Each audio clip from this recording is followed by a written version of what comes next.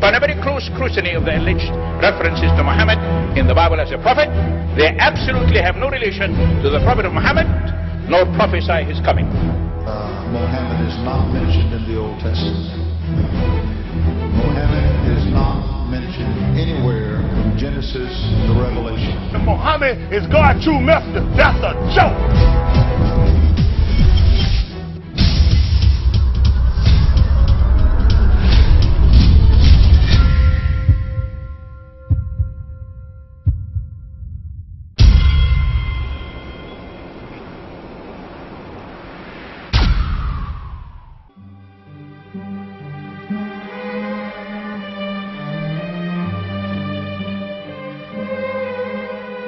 Lo, we inspire thee as we inspired Noah and the prophets after him, as we inspired Abraham and Ishmael and Isaac and Jacob and the tribes, and Jesus and Job and Jonah and Aaron and Solomon, and as we imparted unto David the Psalms.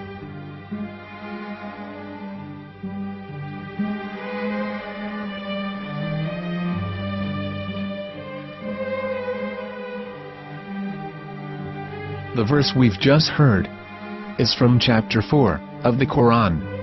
In the verse, God is affirming to humanity that Muhammad is indeed the recipient of a divine guidance, just as Noah, Abraham, and the rest of the prophets.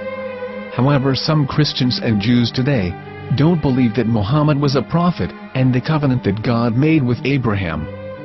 And since the Quran is not their book of authority, in this video I'm going to show you that the book you're holding in your hands contains the name off the seal of prophethood, the Prophet Muhammad.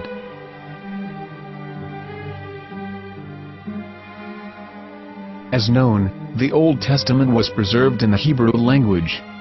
In the 5th chapter of the Shir HaShirim, which is one of the 5 Megillat or sacred scrolls that are part of the Hebrew Bible, or for short the Song of Solomon, as Christians know it today. That chapter is discussing someone. Jews will say it is discussing Solomon, while Christians will say it is discussing Jesus.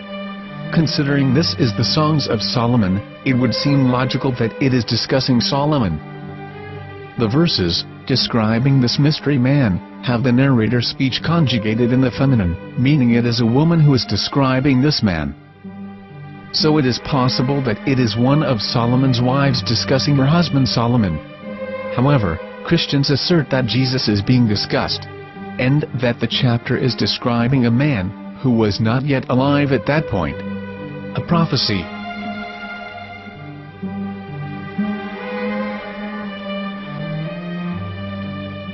In reading the English translation of Song of Songs 5:16, it finishes the description by saying, "He is altogether lovely," but what most people don't know is that the name of that man was given in the original Megillat. Here is verse 16, and how it is written in ancient Hebrew, before introducing the vowels, in the 8th century. From the Hebrew Bible, on scripturetext.com. Here is the word in question. This word is made of 4 letters. Mem, Het, Mem, Dalet. Now when reading the word as it is written in its original form, with no vowels, it can be read as Muhammad, which is the name of the Muslim prophet, or as Mamad with no A after the H. According to Ben Yehuda's Hebrew English Dictionary, it is correctly pronounced as Muhammad, not Mamad. So how we're going to know for sure if it's pronounced as Muhammad, the Muslim prophet, or as Mamad, a random Hebrew word? The only way is to give the verse to a rabbi and say to him, "Please read." Here is the Song of Songs 5:16, and how it is read by a rabbi from a Hebrew Jewish site. Please notice, the im in Hebrew is a plural of respect. Hiko mamtakim vechullo Mahamadim ze dodi ve zer'i benot Yerushalayim. Hiko mamtakim וכולו מחמדים, זה דודי וזרעי בנות ירושלים.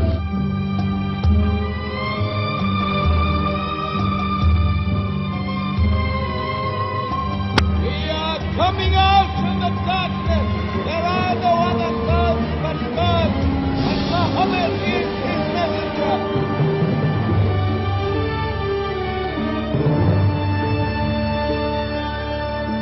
Let the world hear. חיכו ממתקים וכולו מחמדים, זה דודי וזרעי בנות ירושלים. חיכו ממתקים וכולו מחמדים, זה דודי וזרעי בנות ירושלים.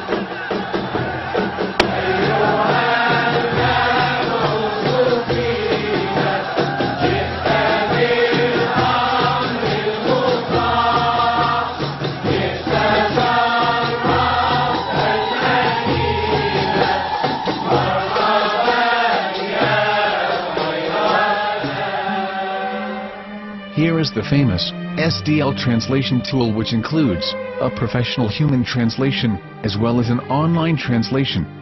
We're going to copy our Hebrew word of the Song of Songs directly from the Jewish site. It's the same site where you can hear the rabbi reading the verse in Hebrew. All links are in the description, so we're going to copy the word and paste it and ask, please translate. Are they going to translate the meaning of the name of that person?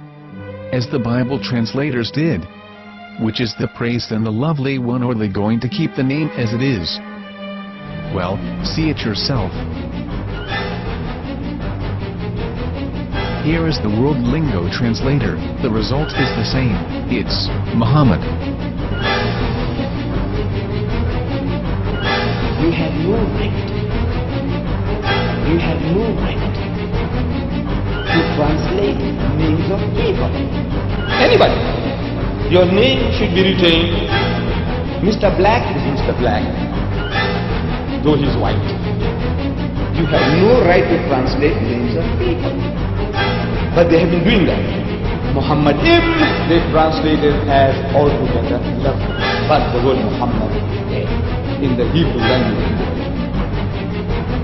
the word Muhammad in the Hebrew language.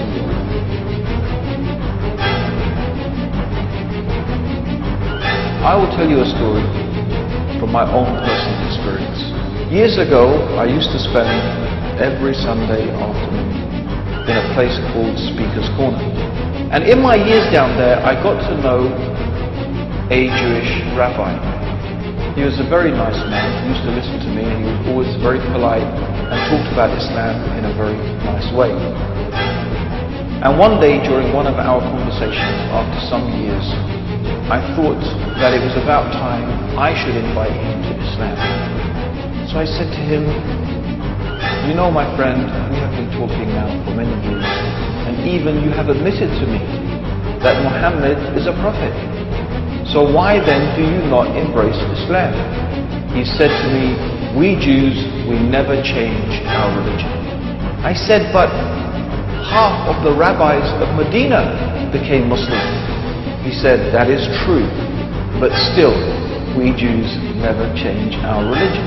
I thought, what can I say to him? He looked at me and said, listen to me, my friend. God sent to us a prophet Moses, and we didn't even listen to him. Do you think we're going to listen to another prophet?